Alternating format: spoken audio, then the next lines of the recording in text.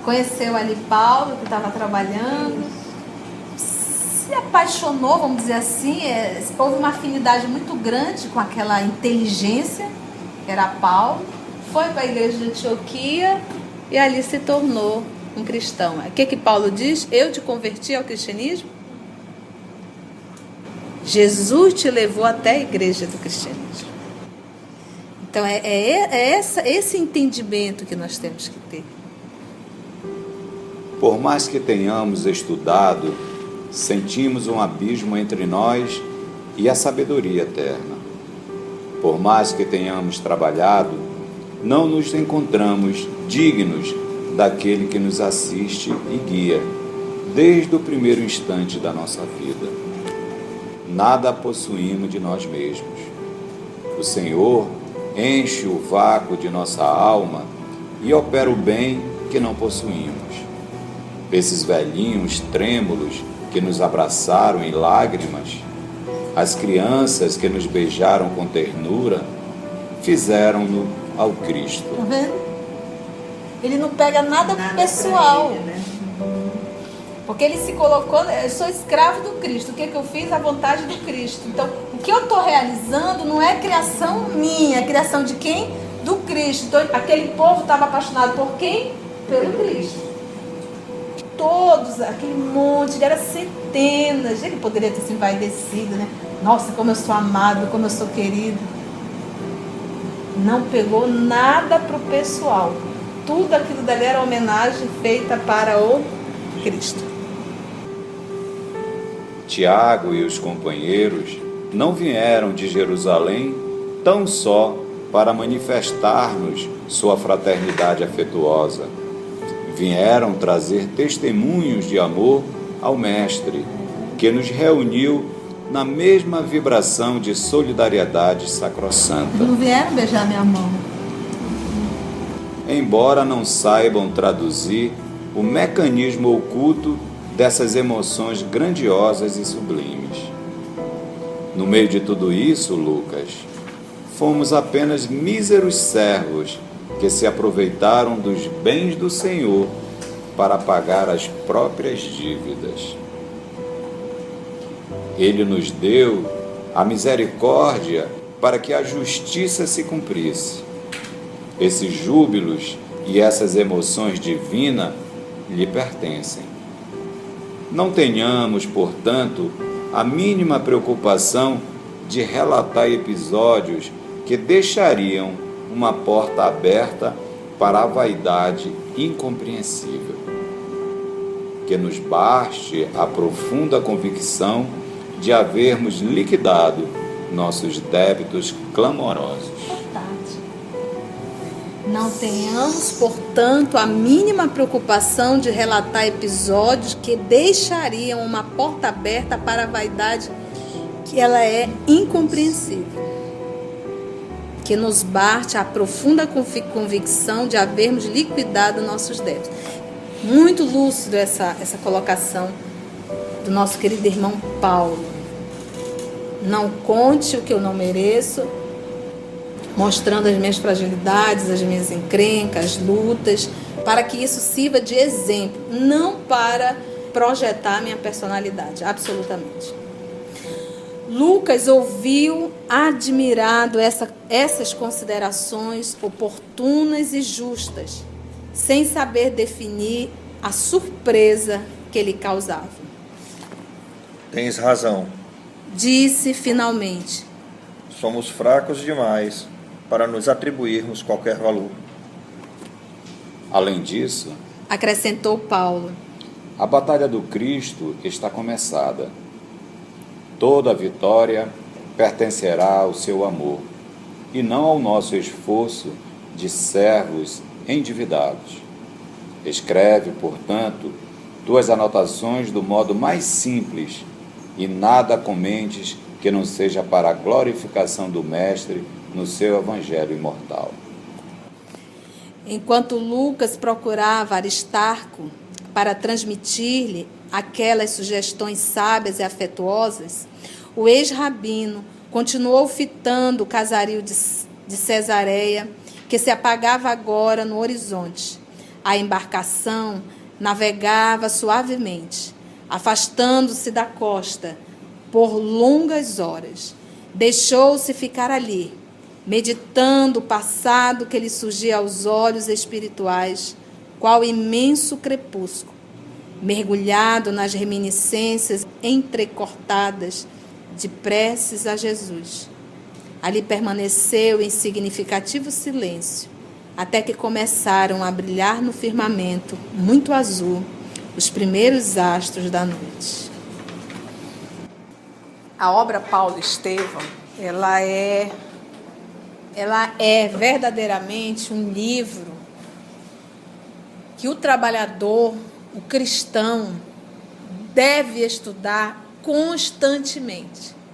Nós vamos observando a cada estudo o comportamento de cada trabalhador, as dificuldades dentro das instituições, o medo, o chamado para o testemunho, qual a função do trabalhador, o que um trabalhador representa. Então é uma obra que verdadeiramente, para o cristão, deve ser sempre estudada e vivida. A história de Paulo não é um conto de fadas, é uma história real, uma história de luta. Quando o Emmanuel comenta Paulo e comenta Madalena, ele diz que Madalena foi a que fez maior esforço, colocando ela em primeiro lugar a nível de esforço. Foi a que mais se violentou, é o termo que ele usa. Foi aquela que usou de maior violência para consigo próprio. Mas Paulo estaria em segundo lugar. Então, foi uma questão de querer. Eu percebo, quando nós vamos estudando alguns vultos evangélicos, tem criaturas que estão prontas. Eu acho que para nós darmos esse passo que o Paulo deu, é porque ele já galgou caminhos que nós ainda nos enrolamos. Então, se nós observarmos o início de Paulo, ele era um homem que valorizava muito a família, valorizava muito o casamento, o respeito, tanto por si quanto pela mulher. A gente vai observar isso em Paulo. Porque a época a qual ele vivia, se vocês lembram, Abigail retratava, dentro de Corinto, principalmente, o templo de Vênus. Então, o Emmanuel nos retrata logo no início do livro que aquela sociedade daquela época estava corrompida, a família estava corrompida. E Paulo, na sua firmeza, na sua integridade, se tornou um homem casto, aguardando a mulher amada para ir realizar um casamento. Então, ele já tinha pulado por fogueiras que nós ainda não pulamos. Não é verdade? Então, pronto. Então, faltava só isso, só esse pontinho. Daí, então, ele deu um salto? Não, ele não deu um salto. Ele firmou o que ele queria. Agora, ele passou a dar um salto porque ele lutou contra o orgulho, a vaidade e o poder. E ele ganhou essa luta. Só nos resta orar? Meus irmãos, vamos então elevar o nosso pensamento mais uma vez ao nosso Mestre Jesus para unicamente agradecer. Agradecer por esse ano que estivemos juntos, reunidos, estudando essas obras maravilhosas que nos servem de alavanca para o nosso melhoramento moral, para o nosso crescimento espiritual. Agradecer a espiritualidade amiga que aqui se faz presente, arrumando o ambiente para nós, bem antes de nós chegarmos. Agradecer por tudo isso. Enfim, Senhor Jesus, nós não temos nada a pedir, só temos a te agradecer. Agradecer o trabalho que tivemos todo esse ano, agradecer pela família onde renascemos, agradecer pelos amigos, agradecer pela mesa, farta ou não tão farta, mas sempre com o pão de cada dia. Agradecer, inclusive, Senhor Jesus, pelas dores, porque elas nos fazem pessoas melhores. Elas nos fazem querer crescer cada vez mais. E só temos uma coisa a te rogar, Senhor: paz para esse mundo tão conturbado. Que possamos começar essa paz dentro de nós, nos nossos lares, com os nossos familiares, principalmente com aqueles mais difíceis. Que possamos ter um abraço carinhoso, uma mão estendida, um ombro pronto para ouvir esse irmão, esse familiar difícil. E que em 2017, Senhor, possamos estar novamente aqui nesta casa que nos acolhe, que nos recebe, com esses amigos que preparam o ambiente para nós, que possamos estar novamente reunidos, Senhor, para continuar estudando o Teu Evangelho, as obras de Kardec, as obras de Chico Xavier, enfim, Senhor, que possamos continuar os nossos estudos na Tua paz, na Tua luz e no Teu amor. Que assim seja.